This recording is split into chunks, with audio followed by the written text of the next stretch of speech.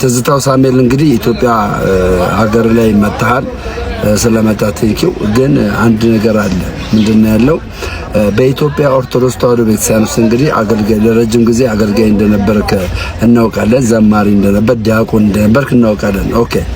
እዚህ ቤተክርስቲያን ላይ የሚያገለግሉ አገልጋዮችን ስታንጓጥጥ ውጭ ሀገር ኖረ ስታንጓጥጥ በቤተክርስቲያኒቷ አስተምሮ ሳይገባ ሳትረዳ እንደገባህና እንደተረዳ ሆነ ስትናገር በብዙ ነገር ስትነበረ አሁን ሀገር ላይ መጣ። እስቲ ውጭ ሀገር ታደርግ የነበረውን አሁን ሀገር ላይ አድርግ። እስቲ ኢትዮጵያ ላይ አሁን እስቲ ኦርቶዶክስን ተሳደብ። አንተ እውነትም የወንጌል ሰው ነህ ትባላለህ። እስቲ ልብ አለ። እስቲ ልብ አለ። ከዚህ በፊት ተናገራለህ አይደለም? እሱን የህግ ሰዎች እንደሚይዙት ይይዙታል። እኛ አያገባንም። አሁን ግን እስቲ ኢትዮጵያ ውስጥ ይሄንን አድርግ፣ ይሄንን ተግባር እስቲ አድርገው። አሁን አድርግ እስቲ። የአንድን ቤተ እምነት አማኞችን ዲስትራክት በማድረግ በማበሳጨት ገባ በተለያየ ነገር እምነታቸውን እንዲጠራጠሩ በማስደረግ አንተ በጣም ትልቅ ስራ ማለት የሆነ የማይሆን ስራ እየሰራ ነው። እስቲ አሁን አድርግ። እስቲ አሁን አድርግ። ኢትዮጵያ ውስጥ ገባ አይደል? እስቲ አድርግ እስቲ አሁን። በአንድ ወቅት ትዝታው ሳሙኤል እጅግ ተወዳጅ የኢትዮጵያ ኦርቶዶክስ ተዋሕዶ ቤተክርስቲያን ዘማሪ ነበረ። ትዝታው የሰራቸው የዝማሬ አገልግሎቶች ዛሬም ድረስ በብዙ ሕዝብ መካከል ተወዳጅነትን አግኝተው ይደመጣሉ። ትዝታው ታዲያ የቀደመውን ፍቅሩን ትቶ በዲያብሎስ ተደናቅፎ ከእውነተኛይቱ ርትዕት ኦርቶዶክስ ቤተክርስቲያን ወጥቷል። ለመውጣቱ ምክንያትም በአሜሪካን ሀገር ትዝታው ሳሙኤል ቄስ ሆኖ እየቀደሰ እያገለገለ ያለ ከተለያዩ ሴቶች ጋር በዝሙት ኃጢአት ይፈተን ነበር።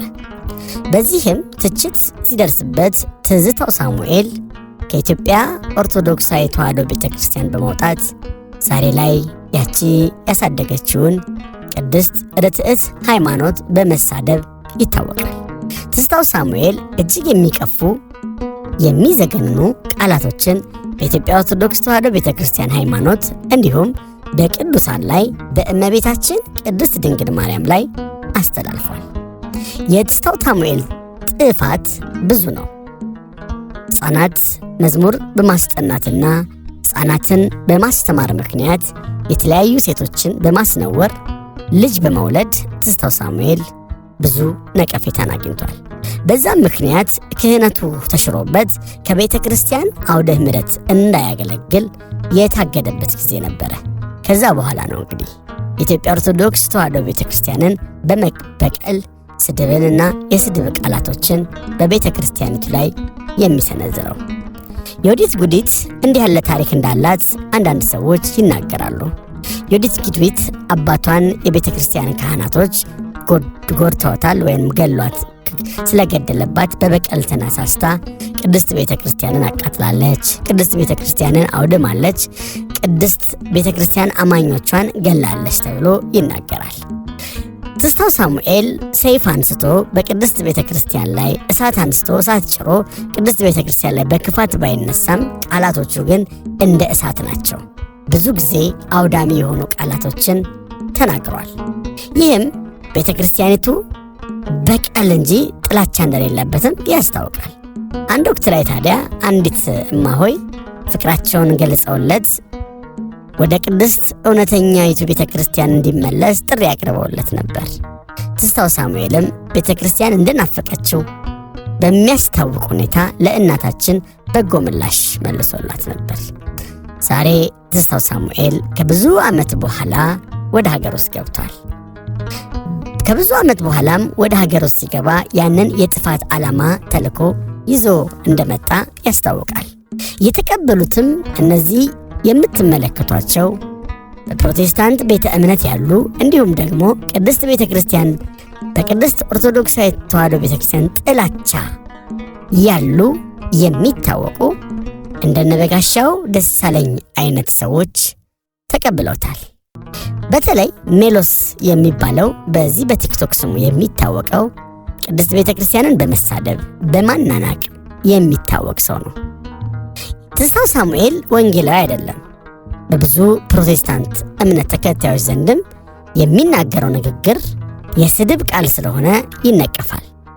ታዲያ ይህ ሰው ነው እንግዲህ አሁን በሚሊኒየም አዳራሽ ወንጌል ብሎ የስድብን ቃል ልክ እንደነ በጋሻው ደሳለኝ ሊያዘጋጅ መርሃ ግብርን ነድፏል።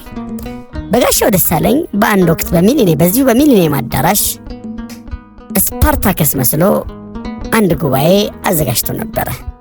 ከዛም በኋላም ቤተክርስቲያንን በብዙ እንደሚበቀላት በሚመስል መልኩ በዛ ወደ ምሕረት ተናግሮ ነበር። ዳሩ ግን አልተሳካለትም። አሮማ ከሚባለው መንፈሳዊ ወይም ደግሞ በእነሱ መርሃ ግብር መውጣት አልቻለም። አገልግሎቱ ደፋር የሆነው የስድብ ቃል የስድብ አፍ የተሰጠው ትዝታው ሳሙኤል ግን በእርግጠኝነት ብዙ ጥፋቶችን ሊያስከትል ይችላል። ውድ ኦርቶዶክሳውያን ብዙ ከኛ ጋራ ያልነበሩ ነገር ግን ከኛ ጋራ የወጡ ብዙ ሰዎች አሉ። አርዮስ የተባለው ሰው እጅግ ሊቅ ነበረ። ዳሩ ግን ከቤተ ክርስቲያን ማህበር የክህደትን ትምህርት በማስተማሩ ተለይቷል። ብዙ መናፍቃን በዚህ መልኩ ከቤተ ክርስቲያን ተለይተዋል። እነ ንስጥሮስ እነ ሊዮንን መጥቀስ ይቻላል። ዛሬም ከቤተ ክርስቲያን ማህበር የወጣ ነገር ግን ያልነበረው ትዝታው ሳሙኤልና ትዝታው ሳሙኤል ጀሌዎቹ እነ በጋሻው ሌሎቹም ቤተ ክርስቲያንን ምን ያደርጓታል የሚለውን ነገር በአንክሮ ልንከታተል ይገባል እንላለን። ሁላችሁም ምን ሐሳብ አስተያየት አላችሁ? ይህንን በኮሜንት መስጫው ላይ አስቀምጡልን። ትዝታው ሳሙኤል ለጥፋት ወይንስ ራሱን ሊያርም ወደ ሀገሩ ገባ?